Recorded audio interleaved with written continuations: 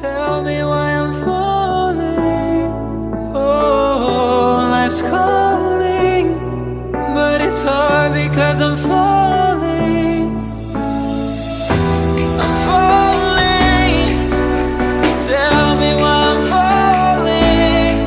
Oh, life's calling, but it's hard because I'm falling.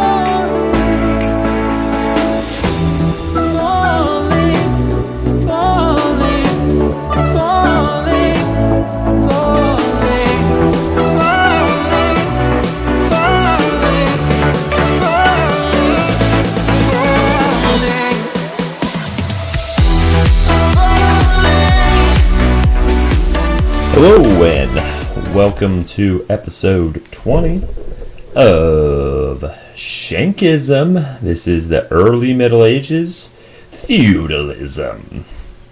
So in the 9th century, the kingdom of West Francia fell under attack by the Vikings, who we talked about earlier.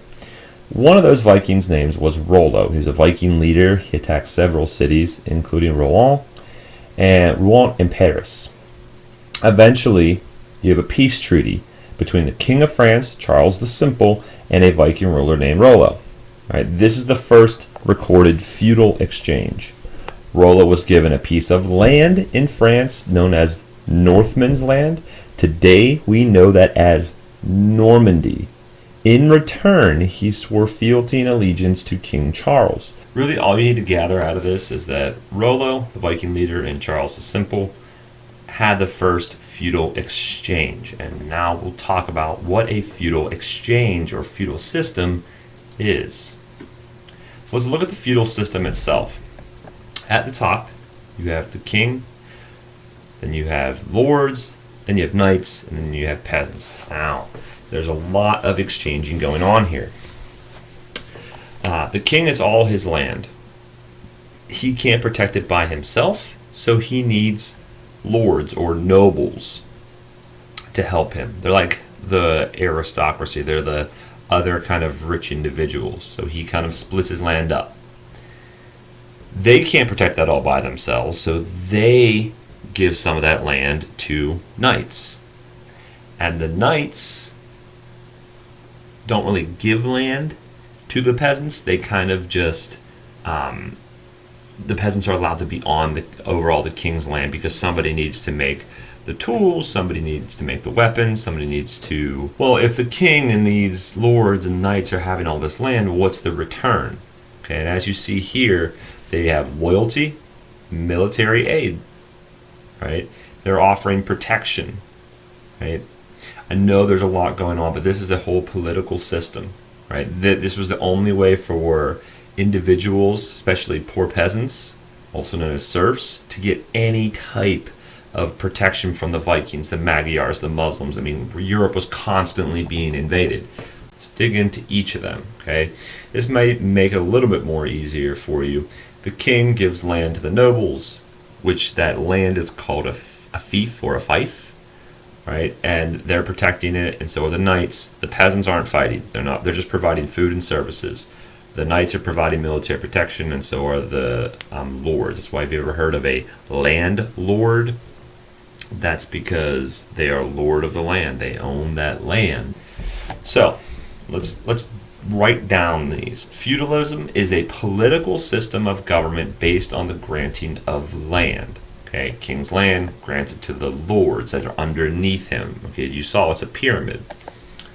Right? It's a political structure of the Middle Ages.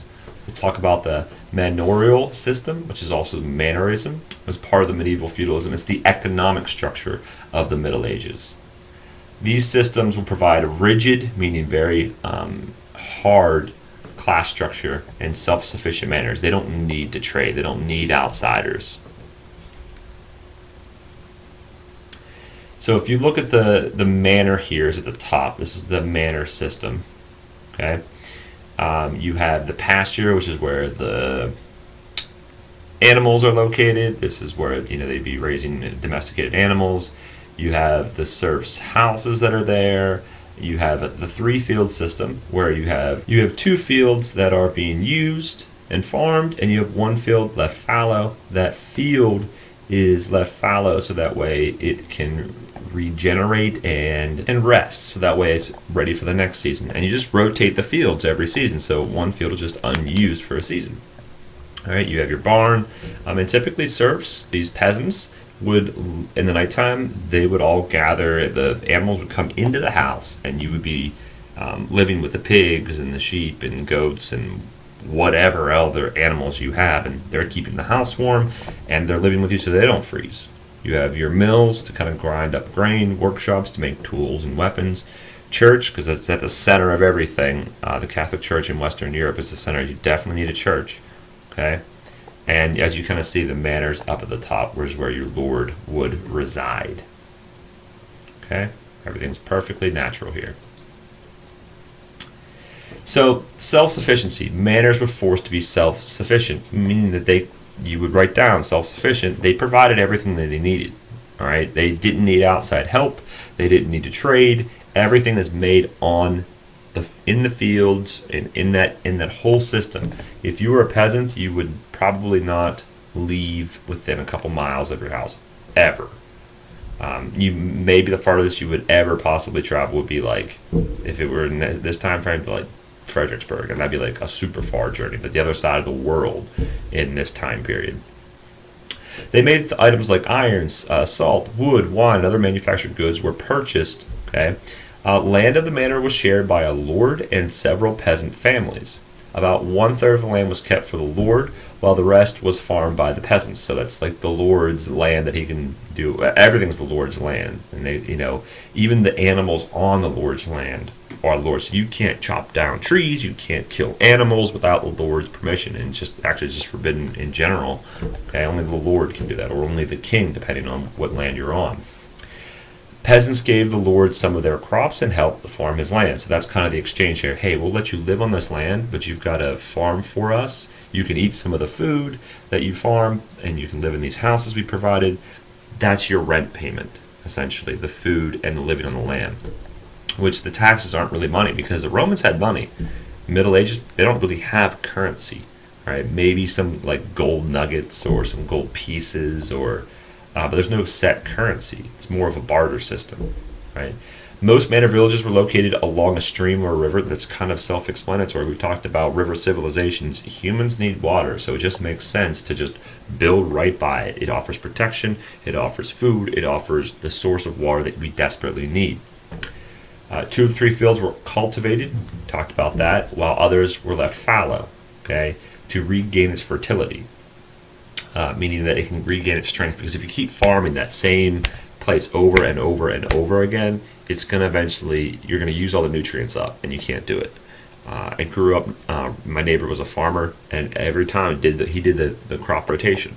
He would let one field recover, and the next season grow in that field. What led to the feudal system? Well, we kind of talked about this briefly. What led to that was invading peoples. They needed protection. There was no Roman government anymore. They just looked to local lords. And these lords will offer this. Yes, it's all the king's land, but the king's not really trying to communicate. There's no good bureaucracy set up. He's not communicating well. So he's just saying, lords, hopefully you do what needs to be done. So if you're a noble or you're a lord, it's the same thing. So a lord will grant land to lesser nobles. So there's a ranking system here of higher up nobles, medium nobles, lower lords, while still retaining ownership. This allowed lesser nobles the ability to maintain their household. The grant of land was called a fief. So if I'm a lord and I give you a bit of land to protect and to farm and so forth, that's known as a fief or a fief, however you want to say it. But that you will definitely have to know. The person who receives the land is called a vassal. Really, the only person and people who are not vassals are the king, because ultimately it is all of his land, and you're only a vassal if you get land. Well, you're a king, it's already your land. And peasants don't own land, they just work the land. So knights are vassals and lords are vassals. They're the ones getting land from somebody else. And you could be a lower lord and be a vassal to a medium lord or an upper lord. Vassals could further divide their land and become a lord. So that's what I'm saying. You could have a ranking system of lords. It gets super complicated, right?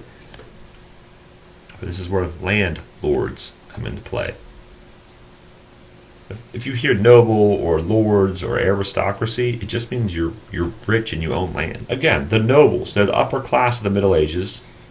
They did not necessarily live in luxury, maybe. Castles were the basis for the lord to enforce authority and protect the countryside. So when those invaders came, people would pile inside the castles and they would protect them. They could hold out there for maybe a year or two and just kind of outwait those invading peoples.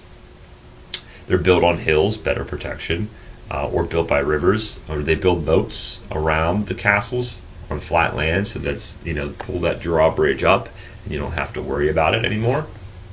A keep was the main building of the castle and was used as the storeroom, workshop, and other lords' living quarters. Men acquired land through marriage. Right, so you could gain more land if you married. Well, if you're not a lord/noble, you're going to be a knight. How do you become a knight?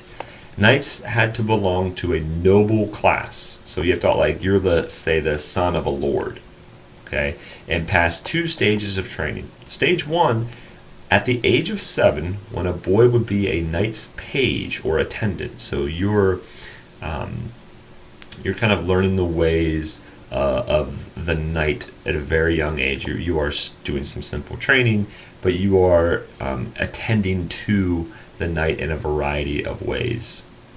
Stage 2, probably around 14, you're a squire, okay, and you're the assistant. So you're the one making sure the armor's kind of clean, and you're making sure that the weapons are sharp, and that you're literally on the battlefield probably with them and nearby, so that if they need a weapon or they need some type of replace or whatever, maybe you are there ready to replace and help them. You're not really fighting, you're just helping.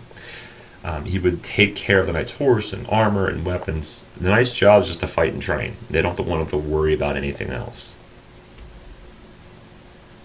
And the stereotypical knights that you would think of, this is what you see, heavily armored, on a horseback, all right, trained in a variety of different skill sets. Knights became better horsemen due to saddles and stirrups were introduced, so that they could, sit on it comfortably and they could keep their balance better. And also you have the stirrups is where you put your feet. So you're able to ride much easily and carry weapons and use your weapons on the battlefield with efficiency. All knights live by a code of honor called chivalry. This, it's in blue. I highlighted it. So you definitely need to know it's in your book. Chivalry is this code of conduct. It's the code of honor they live by. Knights were expected to be loyal to their god, their feudal lord, and then their woman. Right? People say that chivalry has died. Well, it died a long time ago, probably 1,000 years ago, roughly.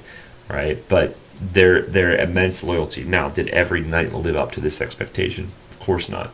But it's a bar to be set. Some did, and it was you protected the weak, you cared for your lady, and you were loyal to your god, your lord, and your woman, and in that order. Chivalry, it dictates their behavior. Okay, chivalry comes from the French word cheval, meaning horse, because knights were mounted soldiers. Knights were expected to be courageous in battle and fight fairly. They are also to be loyal, treat conquered foes gallantly, and courteous to women and the less powerful. So they're like the ideal person that you would want to have. Strong warrior, gentle towards the less fortunate, and respectful towards their lady. The lowest form is the life of a peasant. So you're going to be spending long hours in the field, like sun up to sundown. You are in the field as this serf, and you are tending to the fields or tending to the animals or making weapons or tools or whatever. Most serfs could not leave the land without permission from the lord. So if you did leave the land, the lord's land, you'd have to go, hey, Lord, can I leave your land? And he would say yes, or he would say no. Marriages had to be approved by the Lord too. You couldn't just decide, well, I'm going to leave the land, I'm going to marry this person. The Lord has to approve it. Could not hunt on the Lord's property or afford to raise their own animals. So most peasants are not eating meat. Meat is that high protein calories. Those are all going to the nobles and lords, because you're eating potatoes, or sorry, you're eating not potatoes, you're eating cabbage, and you're eating bread. That's like your mainstay diet. Onions. Life expectancy was very short, about 35 years old, due to their diet, what they ate. It's very important. Constant warfare, disease, because they lived with animals. They're inviting the animals into their home so they can keep their house warm, and so that the animals don't freeze. And starvation. Okay, yeah, they're tending to the animals, but they can't eat those animals. The life of a peasant sounds pretty rough, because I don't know why he's smiling. He shouldn't be. If you're a peasant / serf, because they're the same thing, your life's pretty miserable. This has been Shankism, episode 20.